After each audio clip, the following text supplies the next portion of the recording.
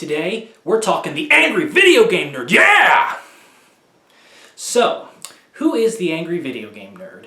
He was an internet sensation back in his day, and to some extent, in current day, still is. The Angry Video Game Nerd was a character created by James Rolfe, who is an angry, obsessive drunk who shouts, yells, curses, and raves about poorly programmed video games from the 80s and 90s.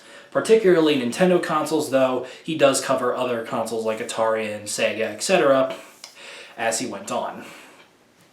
So, the series has been around for many years now, and in a way it was a pioneer. James Rolfe, the creator of the Angry Video Game Nerd, was a pioneer in the way that YouTube videos and online reviews are formatted.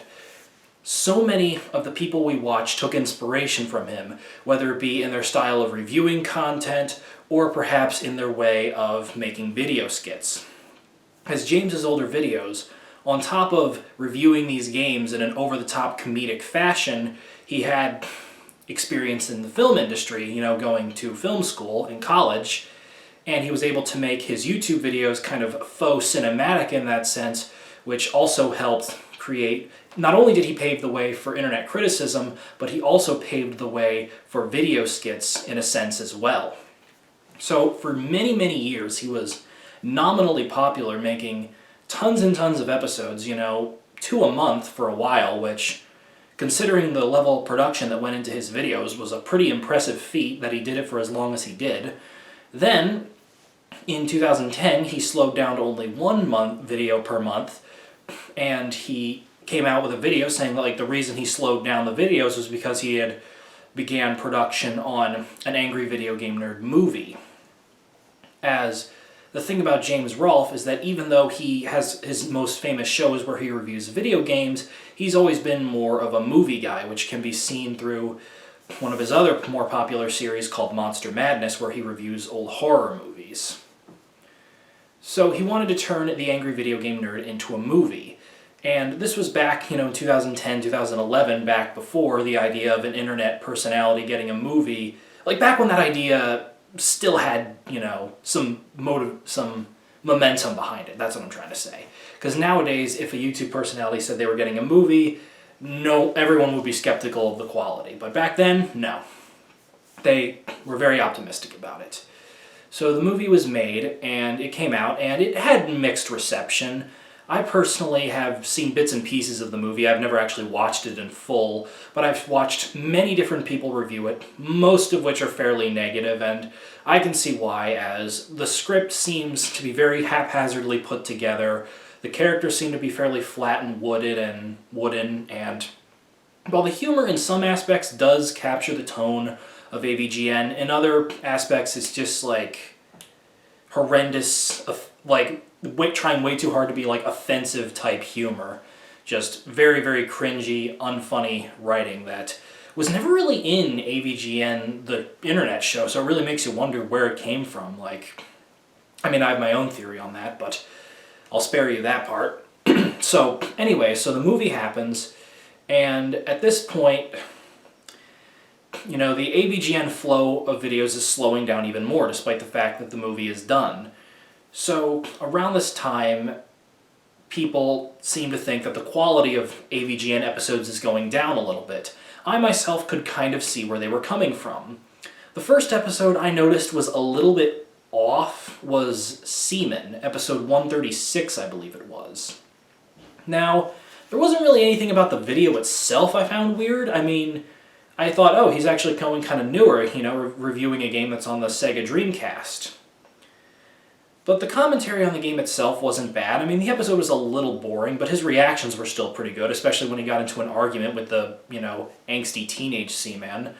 But I digress. So, the big thing I noticed about this video was that the title did not have an episode number in it.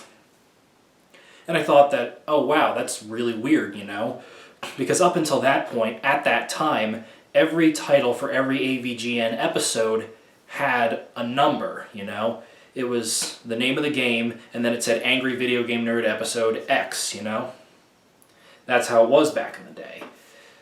However, this one did not. It just said the name of the game and then Angry Video Game Nerd. And I wondered, like, that's really weird and almost ironic that James would upload a video like that, considering that he had previously, complained about movie sequels not numbering the movies in the titles, and also when video game cartridges, when they would take away the end label so it's harder to identify them.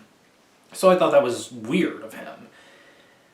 Now, that was just like a one-off fluke, and there really wasn't anything else that weird going forward until, I noticed a couple things here and there that seemed a little strange, but you could tell that, like, for the most part it was still the same, but there were still some differences. Then, around 2017 is when the real cracks started to form, as this was around the time that the media agency company that James's channel called Cinemassacre was partnered with really started to show their hand in that they were kind of the mob boss behind the shadows. As James Rolfe's channel Cinemassacre, they originally partnered with a company called Screenwave that helped them with brand outreach and, helped the Angry Video Game Nerd videos to make money back before the YouTube Partner Program had really gotten off of the ground. And this went on from about 2007 to 2013 or 14. In 2014, Cinemassacre and Screenwave parted ways. However, not long after that, Cinemassacre, even though in theory at that point there would have been enough views and subscribers for them to sustain themselves through YouTube's partner program alone, they still ended up signing on another media network by the name of Screenwave Media. And Screenwave, they really didn't do that much at first, 2015/16, but 2017 was the year, again, that the cracks started to form. That was the year that all the AVGN titles changed. And from there on forward, the episode numbers were no longer in any of the AVGN titles. Not the new episodes being released at the time, and none of the old ones either. So, unless you found a playlist that listed the AVGN episodes chronologically, it could be a little tough to identify the episodes in exact order. In addition, all of the video thumbnails were changed, as for episodes 1 through 100, James's buddy Mike Matei, who would often help him out with videos, had done hand-drawn title cards for every single AVGN episode that was featured in the thumbnail. And every single one of these was now replaced with an image of James's face from that video, and usually an image of the game itself, and perhaps the AVGN logo on there somewhere as well. And so every single old AVGN episode and every single new AVGN episode coming out at the time had these changes, and this led fans to wonder, like, what the heck is going on? Like, why is this happening? And it came to be known that the reason that this was happening was because this company, Screenwave, that James's brand was partnered with, they were making changes to the channel for channel optimization, monetary gains, and the like. And not only that, but they were starting to show their hand in influencing not just, what was presented outward of the channel to the algorithm, but also in the videos themselves and the way they were written, edited, shot, etc. Now, real quick, before I get into that, I want to say that I do wonder if the C-Men episode of AVGN back in 2015, because I believe that was the first year that Screenwave and Cinemassacre were working together, I wonder if that was Screenwave kind of testing the water, That was just like a little experiment they did. Like, they asked James, like, oh, hey, can we, not put the number in the video title to see if it performs better, because then the title's a little less wordy. Something to that effect. I wouldn't be surprised if that was the case. Even though that was before the big infamous YouTube algorithm change of 2016, nevertheless, that was probably them experimenting around early on, as later on, yes, all the episode numbers would be removed from every title. So anyways, getting into how modern AVGN is written and edited, it is very stark and different compared to the early days. And this is very much clear by someone else being in the editor's chair, particularly a Screenwave member by the name of Kieran. I believe there are other Screenwave people who do help edit these videos, but Kieran is the main editor that had been tasked with editing AVGN videos. And you could tell because the style of humor was definitely different from that of James. Like, if you looked back at the older videos that he would edit, and then the newer videos that this Kieran person was editing, you could tell it was a different style of humor. As the modern AVGN videos, they had more of a hyper-editing style to them, similar to that of someone like MatPat from Game Theory, with like constant cutaways, images, stuff like that. One instance would be, I believe it was the Dirty Harry episode, where there was like, James says, "Who ever heard of disposable crowbars? Are they actually made of crows?" And then there's a close-up of a crowbar, and then it has a crow's head on the, part of the crowbar that bends out at the end. And it goes like, "Caw, caw." Like, that feels like a joke that like MatPat would do, not the angry video game nerd.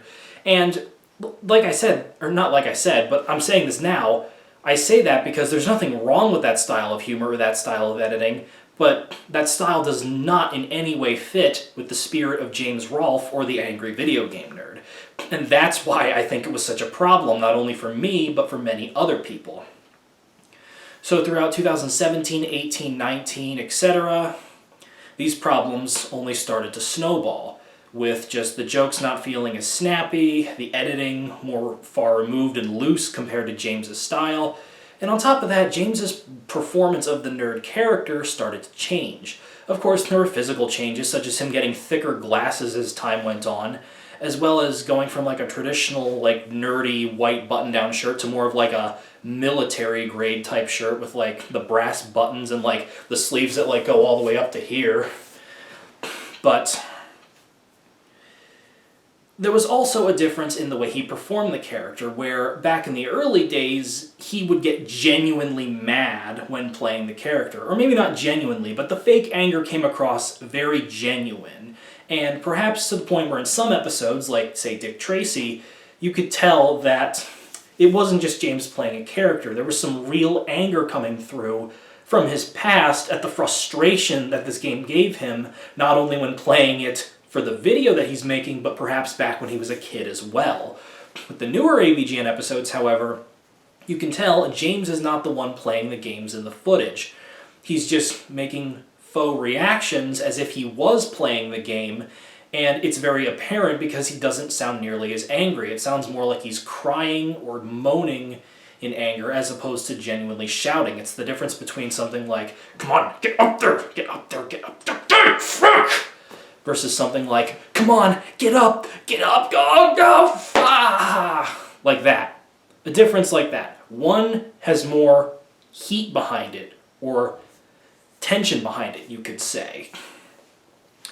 And in some AVGN episodes, you can kind of tell that James would think that shouting just as loud as he can is the equivalent of anger, but it is not. A lot of James's angry reactions, he might be like saying it kind of quietly. He might be like, "Ah, fuck," You can still hear the heat and the gusto in his voice that makes it sound like he's mad, but he's not shouting. He's just like, muttering it under his breath. So the performance has shifted. It's a lot more of the moderately agitated video game nerd as opposed to the angry video game nerd. So the show has changed, and it's arguably gone downhill. Now, not only that, but the side projects on James's channel, Cinemassacre, have changed as well. James canned Monster Madness back in 2016 due to not having enough time. That is another prevalent issue that we'll get into later.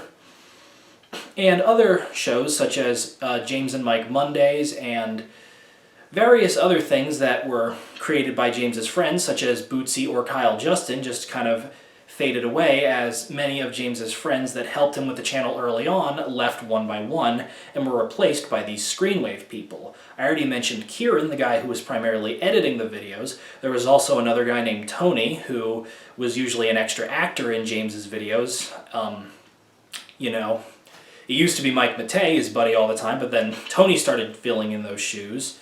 And then there was also Justin Silverman, who I'm not sure if it's still up, had his own YouTube channel called Silvermania, who was kind of like a producer or creative director of sorts for Screenwave Media as well as the Angry Video Game Nerd show.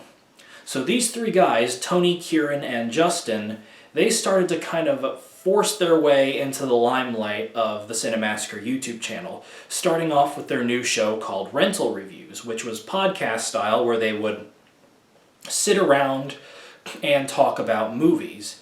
And then James would be there and he would like have nothing to say. He would just go, yeah, yeah, for the entire 15-20 minute video. And Tony, Kieran, and Justin would be the guys doing all of the talking. And I think they may have had Mike on there occasionally. I'm not entirely sure. I've never really watched any of them. And, you know, watching these videos, you know, it felt very lazy and slapped together and just kind of like, oh, we need content, but we don't want to, you know, have that high of a production value for it. So they would just go onto this set that they built that was, you know, like an old VHS store, get like 3 or 4 guys together, James being one of them, the rest just being random Screenwave people that they could, you know, gather up, and then they would just turn on a camera and just talk about a movie. And that went on for a while, and then that eventually evolved into the Cinemassacre podcast, which was more or less the same thing, just without a movie theme. It was just talking about anything, and it was even worse because at least James, like I said before, he's a movie guy, so he's kind of in his element when he's talking about movies, but talking about anything, he faded even more into the background. Again, just going, yep, And through this, it became very apparent that James cannot talk or act in any way, shape, or form off the cuff. He needs to have a script of some kind or some sort of like outline ready for him to act on camera. So between all this, between the decline of the Angry Video Game Nerd and these newer, lazier shows coming onto the Cinemassacre channel, and these guys from Screenwave that everyone was like, who the hell are these guys? Like, where have they been? Why are they just suddenly showing up in all these videos? This led to the creation of a subreddit known as the Cinemassacre Truth. So, check in with me for part 2, where I will discuss the Cinemassacre Truth as well as the current state of the Angry Video Game Nerd.